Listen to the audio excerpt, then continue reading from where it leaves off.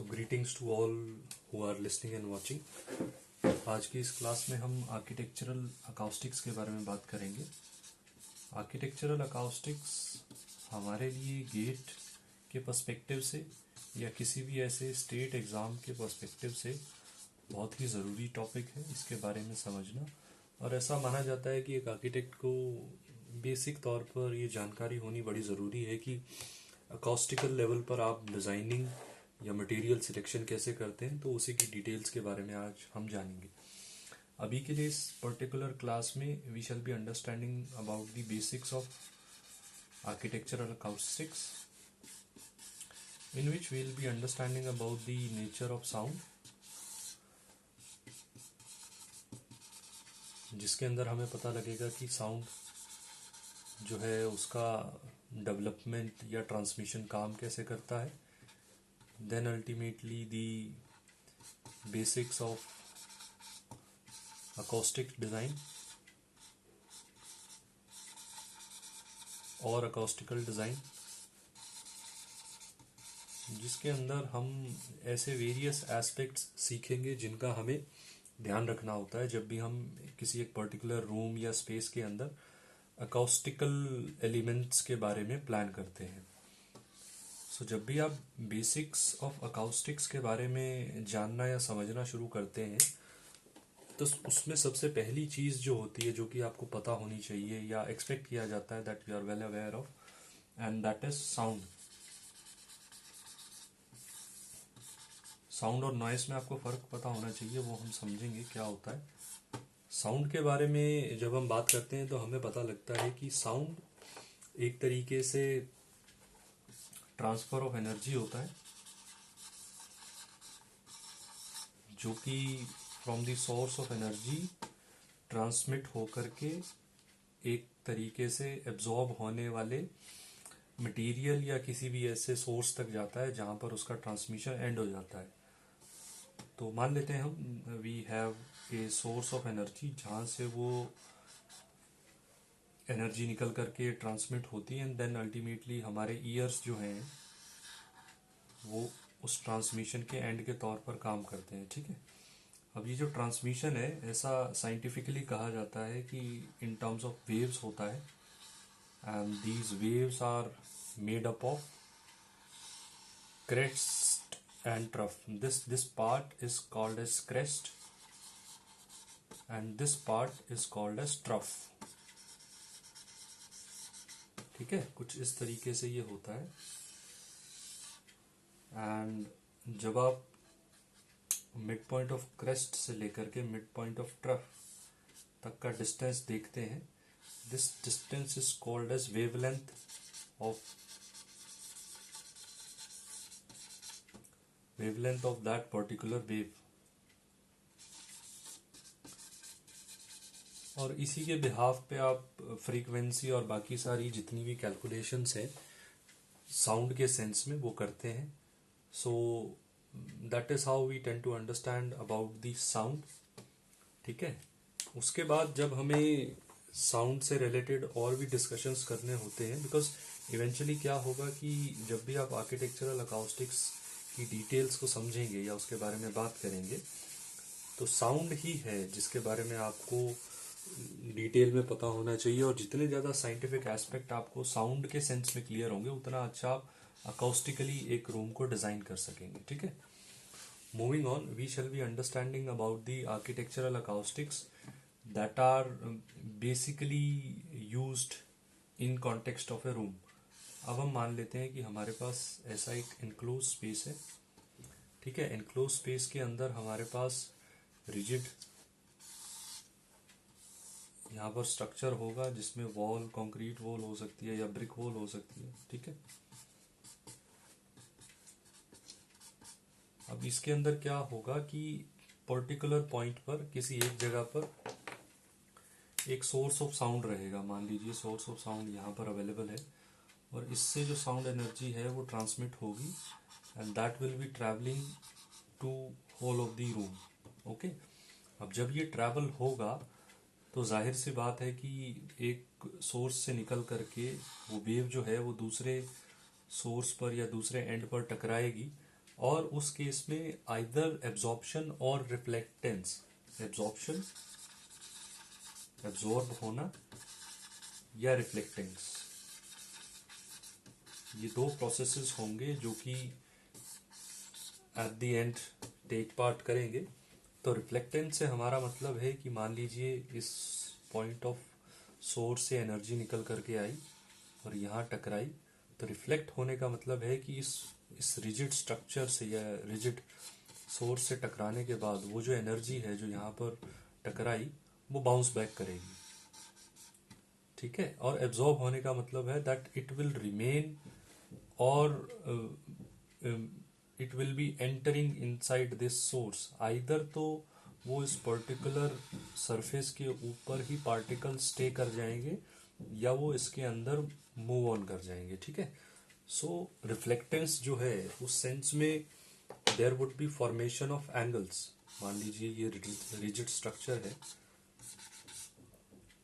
अब जिस एंगल से वो पर्टिकुलर पार्टिकल या वेव टकराएगी उसी एंगल से वो पार्टिकल बाउंस बैक करेगा। So this angle of incidence would be similar to this angle of reflectance. So this particular angle, ये वाला जो आपका एंगल बनेगा, these two angles would also be same. So जिस एंगल के साथ आपका पर्टिकुलर पार्टिकल या एनर्जी यहाँ पर आया उसी एंगल के साथ वो वापस जाएगा। That is the principle of reflectance. और ये जो सरफेस है ये मान लीजिए स्ट्रेट सरफेस है, इनकेस वो कर्व्ड सरफेस है, वो कॉन्वेक्स फॉर्म भी हो सकती है या कॉनकेव फॉर्म भी हो सकती है। तो मान लीजिए इस सोर्स से आप एक तरीके से इस पर्टिकुलर पॉइंट पर टकराते हैं, तब भी उस केस में इसके परपेंडिकुलर अगर आप मानेंगे तो इसी एंगल के बराबर वो वापस रिफ्लेक्टेंस होगा। These two angles would be same, एक पर्टिकुलर पॉइंट पर वो जाकर के मिलेंगे।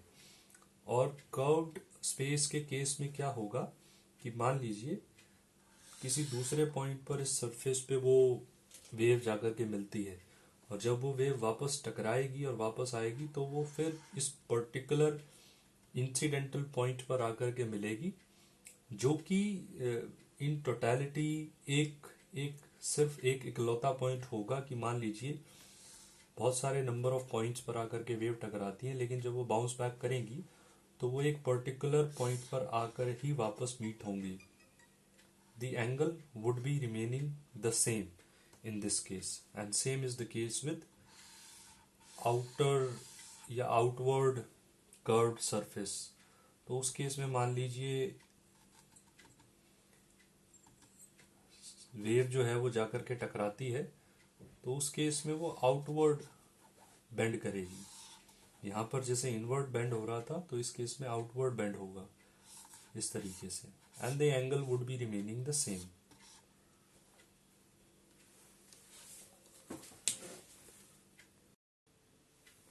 तो अभी तक हमने पर्टिकुलरली साउंड के बेस के बारे में समझा कि साउंड की एनर्जी फॉर्म कैसे होती है और उसकी डेवलपमेंट या ट्रांसमिशन कैसे होता है। अब इम्पॉर्टेंटली हमें ये समझना ज़रूरी है कि ऐसे कौन से कैरेक्टरिस्टिक्स हैं जो कि साउंड के फिजिक्स को डिस्क्राइब करते हैं। विच मीन्स कि जब भी आपको साउंड को समझना होगा तो ऐसे कौन से कैरेक्टरिस्टिक्स आप ध्यान में रखेंगे जिसके बिहाफ पर आप साउंड एनर्जी के बारे में इंटरप्रिटेशन कर सकते हैं और अपने जितने भी कॉन्सेप्चुअल आइडियाज़ हैं उनको ग्रो कर सकते हैं। तो इसमें 3 तरीके के कैरेक्टरिस्टिक्स इन्वॉल्व होते हैं। पहला होता है साउंड लेवल, विच मीन्स कि उसके अंदर आप एनर्जी, स्ट्रेंथ या लाउडनेस के बारे में बात करेंगे।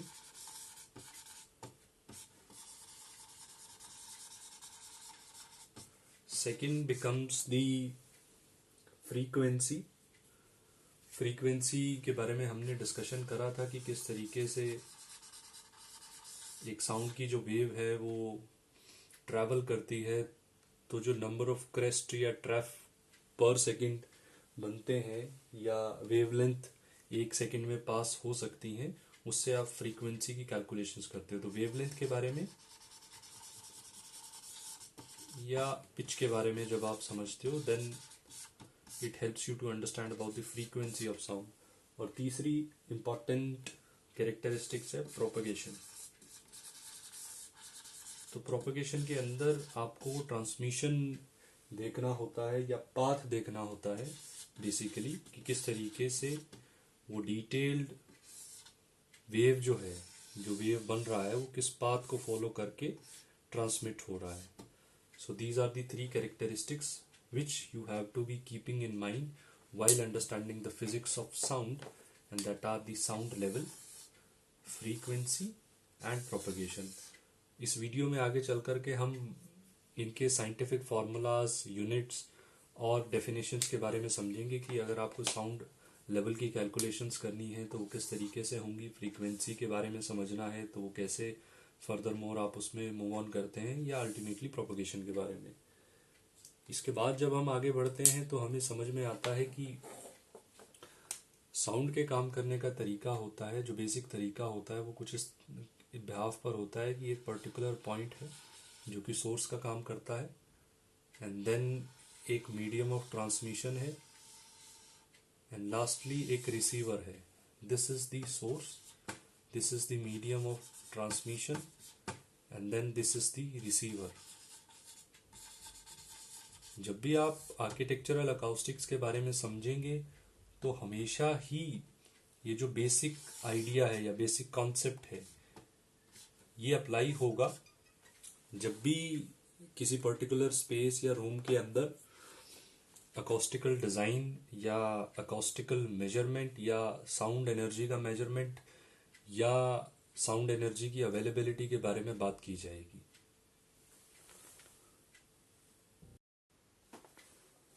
अब आगे चल कर के हम इस वीडियो में या इस लेक्चर में ये समझेंगे कि आप साउंड के लेवल्स जो होते हैं उसको मेजर कैसे करते हैं, या मेजरिंग ऑफ साउंड लेवल जो की जाती है तो उसमें किस किस पैरामीटर का ध्यान रखा जाता है। सो इस पर्टिकुलर सब टॉपिक के अंदर जो डिस्कशंस की जाती हैं वो है, पहली बात तो है कि आपको साउंड एनर्जी की जो स्ट्रेंथ है या पावर है उसका ध्यान रखना है। फिर उसके बाद आपको इंटेंसिटी का ध्यान रखना है, और तीसरे नंबर पर आपको प्रेशर का ध्यान रखना है। इस लेक्चर में हम इनकी कैलकुलेशंस के बारे में डिटेल में समझेंगे। साउंड की पावर को या एनर्जी को W से डिनोट किया जाता है, इंटेंसिटी को I से डिनोट किया जाता है, एंड प्रेशर को P से डिनोट किया जाता है। एंड साउंड की जो पावर है वो वॉट्स में मेजर की जाती है। Intensity watts per metre square में मेजर की जाती है, एंड प्रेशर जो है वो न्यूटन्स पर मीटर स्क्वायर में मेजर किया जाता है। अब जब हम बात साउंड इंटेंसिटी की करते हैं तो मान लीजिए एक माइक्रोफोन है, वो दो तरीके से जो एनर्जी है उसको ट्रांसमिट करता है, और उसको हम क्वांटिफाई करने के लिए इंटेंसिटी का इस्तेमाल करते हैं। Intensity that is I would be calculated as the total power developed by that microphone over the total area in terms of the metre square, जिस पर कि वो इंटेंसिटी या एनर्जी काम कर रही है। मान लीजिए ये एक सरफेस है, इस पर आपने एक सोर्स से साउंड की इंटेंसिटी या साउंड की जो वेव्स हैं उनको ट्रांसमिट करा करके रिसीव कराया, and the area of this surface is A, and with the power W और watts this energy is propagating. So sense में इस पर्टिकुलर वेव की या इस साउंड की जो इंटेंसिटी होगी that would B watts per metre square या area. So it could be, मान लीजिए 9 वॉट्स हम एग्जांपल ले लेते हैं, इसकी पावर है और वो 9 मीटर स्क्वायर एरिया पर जाकर के प्रोपोगेट करती है और एंड होती है, तो the intensity of that particular sound would B 1 watt per meter square, and that is how the intensity is calculated. Sound की जो पावर है वो आपको डायरेक्टली वॉट्स के सेंस में प्रोवाइडेड होती है। प्रेशर इसी तरीके से आप जो भी आपके पास पावर अवेलेबल है या इन न्यूटन्स में जो प्रेशर्स अवेलेबल है उसके बिहाफ पर भी आप उस एरिया को देख लेते हैं कि कितना पर्टिकुलर प्रेशर वो उस डिमांडेड एरिया पर लग रहा है उस साउंड वेव की वजह से। तो उसके बाद आपको उस पर्टिकुलर साउंड वेव से अटैच प्रेशर के बारे में भी पता लग जाता है। अब जब आपको ये तीन फैक्टर्स पता लग जाते हैं, साउंड की पावर, साउंड की इंटेंसिटी या साउंड का प्रेशर, तो उसके बाद आपको ये जानने में आसानी होती है कि साउंड की जो एनर्जी है वो वेरी फेंट से लेकर के, वेरी फेंट का मतलब है कि वो आपको बहुत कम एनर्जी के साथ सुनाई दे रही है, और पेनफुल एनर्जी तक जो प्रोपोगेशन होता है, जहाँ से वेरी फेंट से मान लीजिए वो फेंट में कन्वर्ट होगी, जहाँ पर आप कंफर्टेबल स्टेट में आएंगे दैट वुड बी नॉर्मल, उसके बाद वो लाउड में कन्वर्ट होगी और उसके बाद वो पेनफुल सेंस में कन्वर्ट होगा। तो जब आप किसी भी तरीके से ये इंटरप्रेट करते हैं कि साउंड की जो पावर या इंटेंसिटी या प्रेशर या जो भी फाइनलाइज्ड एनर्जी आपको एक साउंड वेव से फील होती है, उसको ये बताने के लिए कि ये फ्रीक्वेंसी फेंटेड है, नॉर्मल है, लाउड है या पेनफुल है, उसके लिए हम ये कैलकुलेशंस करते हैं, और इन कैलकुलेशंस और इन नंबर के बिहाफ पे हम ये बता सकते हैं कि साउंड का जो लेवल है वो आइदर पेनफुल है या लाउड है, और इट इज नॉर्मल या very faint typology of sound है। So that is how the energy of sound is calculated, और we measure the sound levels. इसके बाद हम साउंड की मेजरिंग के वेरियस इंटरप्रिटेशंस को समझते हैं डिटेल में। अब जब हमने साउंड इंटेंसिटी, साउंड प्रेशर और साउंड एनर्जी या पावर के बारे में डिस्कस किया, तो मान लीजिए हम एक एग्जांपल लेते हैं कि जो विस्परिंग साउंड है, या मान लीजिए हम बहुत आराम से अपने साथ बैठे इंडिविजुअल के साथ बात करते हैं, तो जब हम उसको in terms of loudness measure करते हैं या उसकी इंटेंसिटी बताते हैं, तो that would be 1:10⁻⁹ watts per metre square. That is whispering sound. और जब आप बात करते हैं एक थंडरस्टॉर्म की, that sound would be approximately 1:10⁻⁻1 watts per meter square. So you can clearly see the difference between the whispering sound and the thunderstorm sound. This example is just to make you understand ki how you are going to calculate or measure the sound level. And in the similar way, जब आप architectural acoustics के अंदर किसी particular element या source of sound को design करते हैं, तो इस तरीके से आपको उसके एनर्जी लेवल्स को या उससे अटैच्ड पावर लेवल्स को मेजर करना होता है, सो दैट आपको उसकी जो वैल्यू है उससे अटैच्ड, कि इससे निकलने वाली साउंड जो है वो फेंटेड होगी या लाउड होगी या पेनफुल होगी, ये डिसीजन मेकिंग करने में आसानी हो सके। और कुछ ऐसे एग्जांपल आप इंटरनेट पे भी देख सकते हैं कि किस पर्टिकुलर एनर्जी से अटैच्ड किस पर्पस या किस तरीके का काम किया जाता है। जैसे मान लीजिए कि ह्यूमन ब्रीदिंग है, वो एक तरीके से फेंटेड एस्पेक्ट में कंसीडर किया जाता है। आप इस आवाज़ को सुन सकते हैं, लेकिन इतना जनरल तौर पर नहीं सुन पाएंगे कि डे टू डे लाइफ में आपको इसका पता लगे। एंड देन इवेंचुअली मान लीजिए आप किसी कॉन्सर्ट में गए हैं या पर्टिकुलर ऐसे म्यूज़िक कॉन्सर्ट वाले पॉइंट पर हैं, तो वहाँ पर आपको वो सेंसेस जो हैं वो ऐसी फील होंगी कि साउंड की जो लाउडनेस है वो काफ़ी पेनफुल क्राइटेरिया में आती है। तो हर पर्पस से अटैच्ड एक साउंड एनर्जी लेवल होता है, जिसके बिहाफ पर हमें उससे अटैच्ड साउंड लेवल का पता लगता है। अब जब हम आगे बढ़ते हैं तो हमें पता लगता है कि एक टर्म इस्तेमाल होती है decibel, which is denoted by dB. Decibel जो टर्म है वो साउंड की लाउडनेस को मेजर करने के लिए इस्तेमाल किया जाता है. जितना भी ये आपने कैलकुलेशंस देखा, इसको नोटिफाई करने के लिए mister Sabeen was one of the scientist. तो उन्होंने एक टर्म हमें दी साउंड, फिजिक्स ऑफ साउंड के अंतर्गत. तो डेसिबल जो है वो हमें साउंड की लाउडनेस को समझने में मदद करता है. और डेसिबल की कैलकुलेशन हम इन वेरियस फैक्टर्स के बिहाफ पर करते हैं. मान लीजिए आपको पावर गिवन है, इंटेंसिटी गिवन है या प्रेशर गिवन है. तो फर्स्ट केस हम मान लेते हैं कि you are expected to calculate the decibel levels when the power of that sound wave is given. So it is calculated by the formula LW is equal to 10 log W is the value that would be given to you in terms of power upon minus 10 is to power minus 12 watts.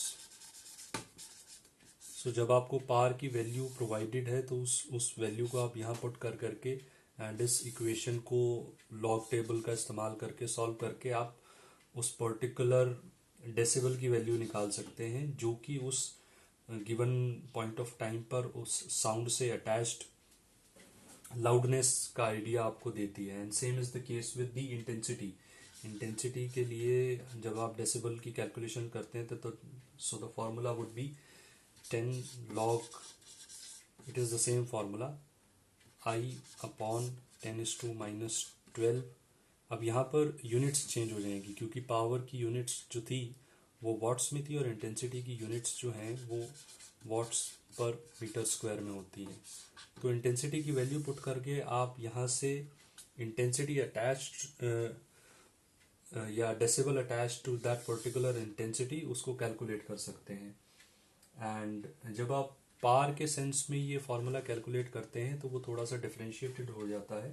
And that formula would be L P is equal to 20 log multiplied by P upon 2 into 10 की power minus 5 newton per metre square. And चूंकि हम अभी फ़िलहाल किसी भी तरीके से physics में इन्वॉल्व होने से बच रहे हैं तो हम इसकी डेरिवेशन के अंदर नहीं जाएंगे. You just have to be remembering all these formulas that are attached with the calculation of decibel as far as the loudness of sound is concern. तो ये फार्मूलाज कहाँ से आए, किस तरीके से आए, हमें उस चीज़ से बहुत ज़्यादा डेप्थ में अवेयर होने की ज़रूरत नहीं है. रादर कि हम इन फार्मूलाज को एक पर्टिकुलर पॉइंट ऑफ टाइम तक रिमेंबर रखें. So there are these 3 formulas to calculate the decibel attached with the power of sound, intensity of sound, and then pressure of sound.